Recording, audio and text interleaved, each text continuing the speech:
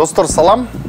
Мен абдан кубанып жатамын. Буга чейинки биздин чыгарылыштарыбыз биздин көрөрмандарга абдан жагып атат. Бардык каалуу тилектерди окуп атабыз. Чоң рахмат. Биздин блогерлик, Америкада болгон саякатыбыз, Америкада жүргөн адамдардын жашоосун чагылдырган өнөрүбүз, алып баруучулук өнөрүбүз элге жагып атыптыр. Биз улантып жатабыз. Бүгүнкү биздин коногубуз Нью-Йорк шаарынын тургуну, өзү ушул жерде өскөн, жөнөкөй карапайым музыканттын жашоосун силерге чагылдырып беребиз. Аты Питер, өзү көчөдө ойнойт, виолончелде ойнойт.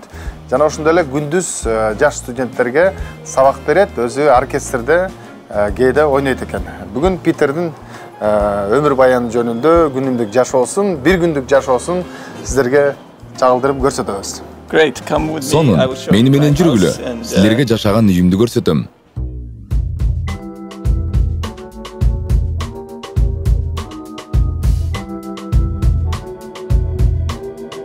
Үйгө киргенде эмес, студияга киргенде атмосфера.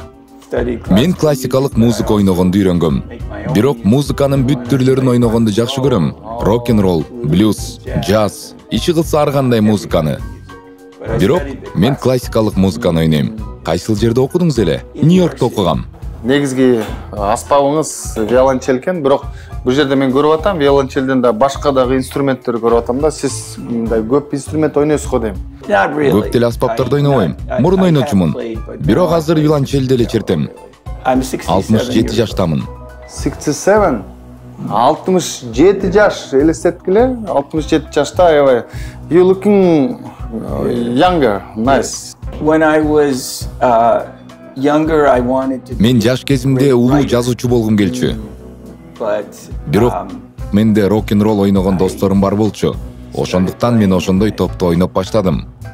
Аспаптарда ойногондо ырахат алчумун. Ал жактан көптөгөн жакшы музыка менен тааныштым. Нью-Йорк шаарында мындай музыканттар көппү? Экинчиси мындай бардык көчөдө ойногон музыканттардын билими барбы? Көбүнүн эле билими жок деле ойношу мүмкүн да. Билими жок деле мындай көчөдө ырдагандар, ойногондор бар. Кээ барабандар менен ойногондорду көрүп калабыз. Ошол баарында эле билим барбы? There are many. Нью-Йоркто абдан көп музыканттар бар. Бирок скрипачтар аз. It's difficult. Андайларды табыш кыйын. Сен укмуш ойношуң керек. Андай болбосо акча таба албайсың. Эгерде сен көчөдөн гитара ойноп баштасаң, эч ким сени токтоп укпайт. Менин жолум бар. Анткени көчөдө өзгөчө аспаптарды ойной алам. Андайларды элдер кээде эле угушат. Нью-Йоркто көптөгөн укмуш музыкалык мектепте окугандар кээ бирде көчөдө ойношот. Мүмкүн бир жылда бир жолу, же бир жумада бир жолу.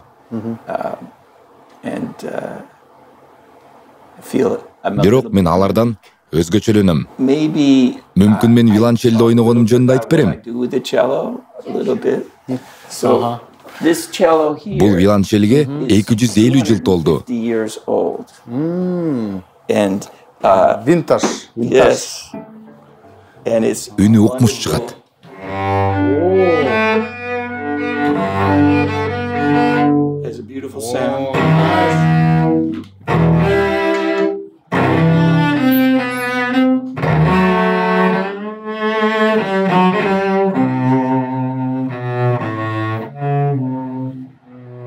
Good.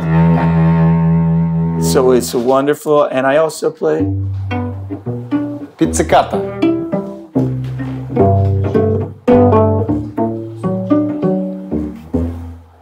You want to sing something? Oh, yeah. Every move away, everything every time away, I've been watching you. Классно будет как раз виолончели. Под виолончели. Никто же не поет же, да, прикольно звучит. Oceans apart, day after day, and I slowly go insane. I hear your voice on a time. Oceans that bind day after day, and I slowly go insane. I hear your voice on the line, but it doesn't stop the pain. If I see you next to never, then how can we stay forever? Wherever you go, whatever you do, I will be right here waiting for you. Whatever it takes, oh how my heart breaks, I will be right here waiting for you. Bravo. Nice. Эч кандай репетициясы жок эле, бирок аябай сонун болду. Чоң рахмат. Биз келгенде сиз чуркап жаттыңыз, биз сизди кармап алдык. Күнүгө жүгүрөсүзбү? Мен күндө жүгүрөм. Нью-Йоркто жыл сайын өтө турган марафонго катышып турам. Кайра дагы марафон чуркайм. Канча дистанция жүгүрөсүз? 42 kilometers. 42 километр. 42. Элестетиңиз, 67 жаштагы музыкант марафондорго катышат экен, күнүгө эртең менен жүгүрөт, 42 километр жүгүрөт экен. Элестеткиле. Мен жашым 38-де, мен 5 километр жүгүрөм. Көчөдөгү сиз сабак берет экенсиз, аргаш жактан өзүңүздүн мындай булактарыңыз бар экен да, акча тапкан. Бир эле жерде эмес, бирок абдан кызыктуусу ушу көчөдө ойноп жаткан музыкант. Көчөдө ойногондо сиз канча акча табасыз? Мен ал акчаларды санабайм. Анткени акча үчүн ойнобойм. Сиз ушундай күнүгө жөө барасызбы үйүңүздөн? Себеп дегенде мен сиз мындай үйүңүз дагы бул жер түз эмес экен, аянтчасында. Ылдый өйдө боло берет экен, жана ылдый түштүк, азыр өйдө көтөрүлүп атабыз. Мындай чарчабайсызбы өзүңүз? Өзүңүз чуркайт экенсиз, андан тышкары мындай жөө да басат экенсиз. Өзүңүздүн жумушуңуз дагы мындай стоячая работа. Туруп иштейт болсоңуз керек. Мындай чарчап калбайсызбы негизи? Күндө эле ушул жерде ойной бербейм. Мен машина менен жетем. Бирок парковка кыла турчу жерлер жок. Сен музыканы окудуң беле? Мен окугам консерваторияда. Бирок меники мына нота деле жакшы билбейм, мына вокалистмин да көбүнчө.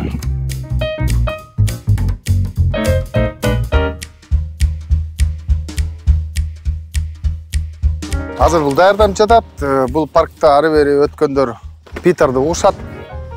Питер өзү башка жерде негизи ойнойт, эл көп жерде. Бүгүн бунуку дем алыш күн болгондуктан кийин өзү ушул үйүнүн жанында жакыныраак ыңгайлуу болсун деп ушул паркка келдик. Сиз өзүңүз ырдайсызбы? Мындай ойногондон тышкары. I woke up and found you lying there. I wondered, did you fall from heaven? Never. There's no hole in the ceiling. The improvisations. Oh. There's no glass on the floor. Yeah. It must have been some other way that you came in. Must have been some other way you came into my life. How did you find me? Yeah, how did you know? Did you look in my eyes?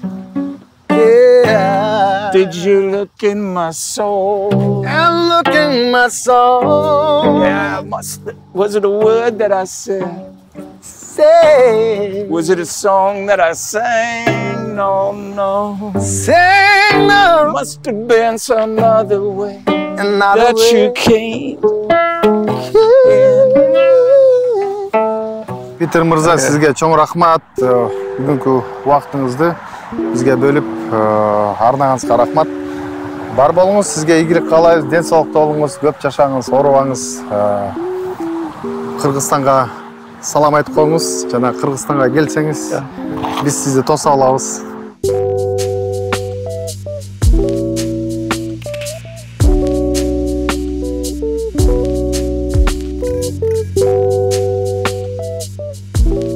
Достор, биздин Америка тууралуу көрсөтүүлөрүбүз ушу менен согуна жетти. Биздин саякатыбыз дагы бүтүп баратат.